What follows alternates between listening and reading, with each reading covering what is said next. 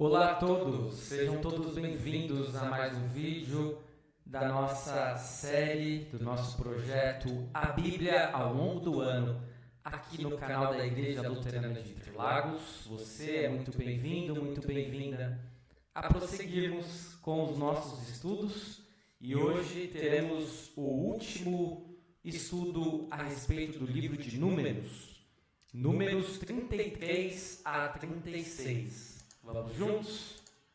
Iniciando pelo breve resumo dos capítulos. No capítulo 33, temos o registro de todos os acampamentos montados pelos hebreus, do Egito a Canaã.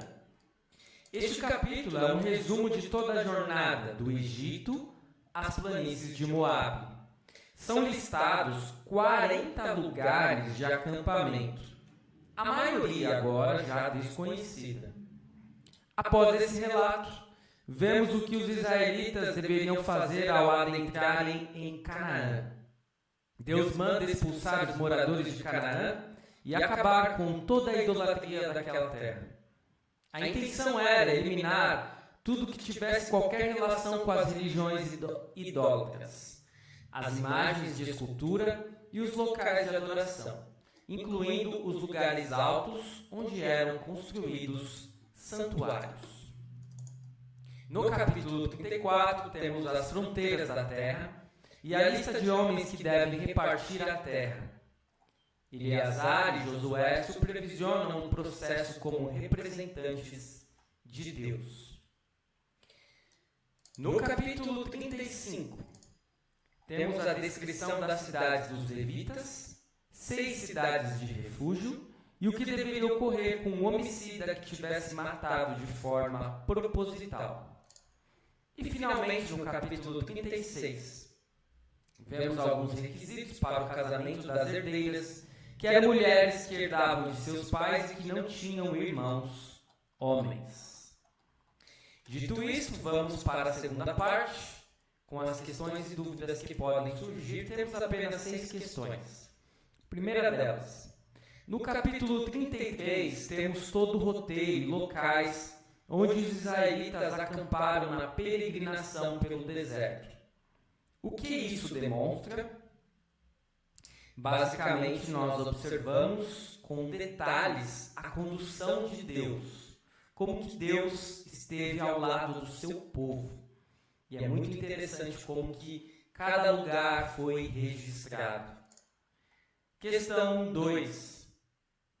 O que Deus ordena aos israelitas em relação aos povos de Canaã? O que ocorreria se eles não obedecessem? Temos a resposta desta questão em Números, capítulo 33. Versículos 51 a 56, que diz: Fale com os filhos de Israel e diga-lhes, quando vocês tiverem passado o Jordão para entrar na terra de Canaã, devem expulsar da frente de vocês todos os moradores da terra, destruir todas as pedras com figura e todas as imagens fundidas. Devem também derrubar todos os santuários nos lugares altos.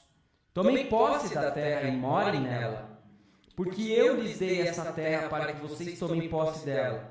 Vocês herdarão a terra por sorteio, segundo as suas famílias. A tribo mais numerosa dê uma herança maior. A tribo pequena dê uma herança menor. Onde lhe cair a sorte, esse lugar lhe pertencerá. Vocês herdarão segundo as tribos de seus pais. Porém, se não expulsarem os moradores da terra, então os que vocês deixarem ficar serão para vocês como espinhos nos olhos e como aguilhões nas costas, e eles os perturbarão na terra em que vocês irão morar. E farei com vocês o que pensei fazer com eles. Então nós observamos recomendações bem diretas de Deus de que aqueles povos deveriam ser expulsos da terra. E que se isso não ocorresse, aquilo que deveria ser feito com eles deveria acontecer com os hebreus. Questão 3. sabemos que os levitas não receberam nenhuma porção de terra para cultivar e que o trabalho deles seria meramente cerimonial e de cuidado com os utensílios do tabernáculo. Mas os levitas não teriam o lugar certo para morar? Temos a resposta desta questão em Números 35, versículos 2 a 5. Então nós percebemos que os levitas não herdam nenhuma porção de terra, mas eles ficariam sem lugar para morar. Vejam o que diz o versículo 2 do capítulo 5, do capítulo 35 em diante. Ordene aos filhos de Israel que da herança da sua posse deem cidades aos levitas, em que possam morar, e também campos de pastagem ao redor das cidades. Os levitas terão essas cidades para morar nelas. Os campos de pastagem ao redor das cidades serão para o gado, para os rebanhos e para todos os animais deles. Os campos de pastagem ao redor das cidades que vocês darão aos levitas, desde a muralha da cidade para fora, serão de 450 metros ao redor. Fora da cidade do lado leste, vocês devem medir 900 metros. Do lado sul, 900 metros. Do lado oeste, 900 metros. E do lado norte, 900 metros, ficando a cidade no meio. Estes lhes serão os campos de pastagem ao redor das cidades. Portanto, os levitas teriam cidades para morar. Questão 4. Para qual propósito serviam as cidades de refúgio? As famosas cidades de refúgio. Temos a resposta lá nos versículos 11 e 12 do capítulo 35, que diz: escolham para vocês algumas cidades que lhes sirvam de refúgio, para que nelas se acolha o homicida que matar alguém involuntariamente. Nessas cidades, o homicida poderá se refugiar do vingador do sangue, para que o homicida não morra antes de ser apresentado diante da congregação para julgamento. Então, estava muito claro qual era a lei de Deus. Matou, tem que morrer. Mas e se alguém tivesse matado sem querer, involuntariamente, de forma culposa e não dolosa? Para isso serviam as cidades de refúgio. A pessoa iria se abrigar nessas cidades até que fosse devidamente julgada. E se fosse condenada por um homicídio doloso, então ela deveria ser morta. Mas se fosse provado que tivesse sido culposo, ela não seria morta. Questão 5. Quais são as hipóteses de pena de morte no livro de Números? Temos a resposta lá dos versículos 16 a 21, também do capítulo 35, que dizem: se alguém ferir uma pessoa com instrumento de ferro e essa pessoa morrer, é homicida. O homicida será morto. Se alguém ferir uma pessoa com pedra na mão que possa causar a morte e essa pessoa morrer, é homicida. O homicida será morto. Se alguém ferir uma pessoa com instrumento de pau que tiver na mão que possa causar a morte e essa pessoa morrer, é homicida. O homicida será morto. O vingador do sangue, ao encontrar o homicida, deverá matá-lo. Se alguém empurrar uma pessoa com ódio ou com má intenção, lançar contra ela alguma coisa e essa pessoa morrer, ou por inimizade a ferir com a mão e essa pessoa vier a morrer, aquele que feriu essa pessoa será morto. É homicida. O vingador do sangue, ao encontrar o homicida, deverá matá-lo. Então aí estão bem claras e expressas as previsões com relação às pessoas que matassem alguém de forma dolosa, e elas deveriam ser mortas pela própria pessoa que tivesse a perda desse ente, ela poderia se vingar. Última questão, questão 6. Por que uma mulher de uma tribo que tivesse herdado terras de seu pai, que só tinha filhas mulheres, era obrigada a casar apenas com alguém de sua tribo, para que sua herança permanecesse com a sua tribo de origem? E é isso então, pelas questões e dúvidas que podem surgir hoje, partimos então para a última parte deste último estudo do livro de Números com os aspectos teológicos. Primeira questão: Deus guia a cada passo, o primeiro aspecto teológico, melhor dizendo. Deus guia cada passo de Israel no caminho à terra prometida. Ele habita entre eles como havia prometido. Ele é sempre o Deus deles, em virtude de seu amor por eles, embora muitas vezes os israelitas não agissem como o povo de Deus. Até mesmo hoje, em Jesus, o Senhor continua andando conosco e permanece sempre fiel, chamando-nos ao arrependimento, à fé e a um abençoado futuro. Então, a verdade é que os israelitas nem sempre foram fiéis, mas Deus foi fiel a eles. E Deus jamais deixou de estar com eles. Da mesma forma ocorre conosco hoje. Segundo aspecto teológico, Deus não quer que as religiões dos cananeus pagãos influenciem os israelitas, ou que elas os afastem como fizeram os midianitas. O povo de Deus hoje deveria evitar todo o sincretismo com outras religiões, para que o ensinamento da palavra de Deus não seja corrompido. Ao interagir com outros que não conhecem ou não creem em Cristo, precisamos orar pela libertação, pela vida e pela salvação deles. Portanto, nós devemos ter muito claro que as outras religiões, as outras pessoas que creem de maneira diferente de nós, elas podem e merecem e devem ser respeitadas, mas nós não podemos compactuar com outras confessionalidades. Nós temos a nossa fé que está registrada na Bíblia e não devemos fazer sincretismo, ou seja, mistura. Devemos crer apenas na palavra do Senhor. Terceiro aspecto teológico. A herança pode se tornar uma questão de disputa em famílias. Precisamos falar com familiares sobre assuntos sensíveis, como herança. Perceber que, como povo de Deus, Cristo preparou uma grande final herança para nós, que excede todos os prazeres terrenos.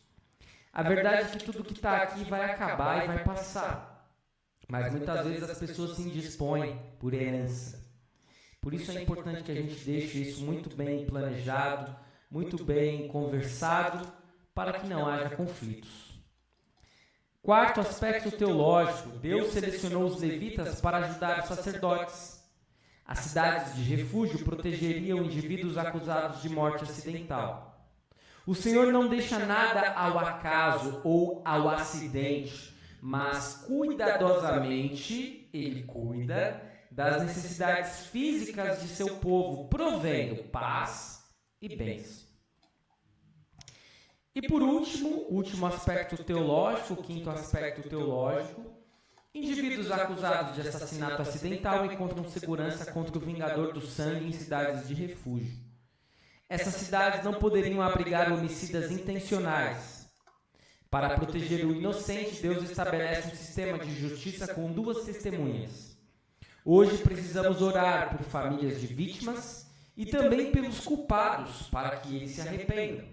Precisamos orar também pelos legisladores, pelos juízes e pelos jurados. Então nós estamos concluindo o nosso estudo de números hoje. Você pode colocar aí nos comentários suas dúvidas, seus questionamentos, seus comentários também acerca deste estudo de números. Foi o quarto livro do Pentateuco, o quinto livro que nós estudamos neste projeto, a Bíblia, ao longo do ano. Para mim foi um imenso prazer estar com vocês, estudando este livro. Um livro que, num primeiro momento, parece que apenas traz uma lista de números e de nomes, mas que traz muito mais do que isso. Traz especialmente como que o povo vagou pelo deserto, foi cuidado por Deus, muitas vezes foi rebelde, recebeu repreensão, mas também misericórdia. Você, eu e todos nós estamos vagando por um deserto, o deserto dessa vida e deste mundo, onde muitas necessidades se apresentam a nós a todos os instantes. E nós poderemos nos comportar de duas formas distintas. A primeira, podemos nos comportar como grande parte dos hebreus, murmurando, resmungando e reclamando contra Deus. E nós sabemos o destino que muitos destes tiveram. A segunda, podemos confiar que Deus sempre está conosco, que Ele jamais nos desampara, que Ele jamais nos deixa desamparados. eu tenho certeza que você sabe qual é a melhor forma de nós procurarmos nos portar. Com certeza desta segunda, porque esta segunda é a mais verdadeira. É a verdadeira. Deus sempre está conosco. Ele jamais nos desampara, Ele sempre cuida de nós, mesmo diante dos sofrimentos e das aflições deste mundo e desta vida. Eu espero que este estudo tenha sido de grande proveito para a sua vida. Continue seguindo o nosso canal, o nosso projeto, a Bíblia, ao longo do ano. E amanhã nós queremos retornar com um novo livro. Iremos iniciar o estudo do livro de Deuteronômio, o último livro do Pentateuco, o último livro de Moisés. Assim como foi um prazer estar na sua companhia, estudando o livro de Números, será um prazer, com certeza, estudarmos o livro de Deuteronômio. Compartilhe com aqueles que ainda não estão fazendo este estudo conosco, para que eles possam iniciar o estudo de Deuteronômio. Continue seguindo o nosso canal, continue seguindo este nosso projeto. Se possível, se você puder também, faça suas contribuições na medida do possível, para que este trabalho continue sendo também feito. E que nós possamos nos rever no próximo vídeo, amanhã, com Deuteronômio. Fique na paz do Senhor, muito obrigado por assistir. Até o próximo vídeo.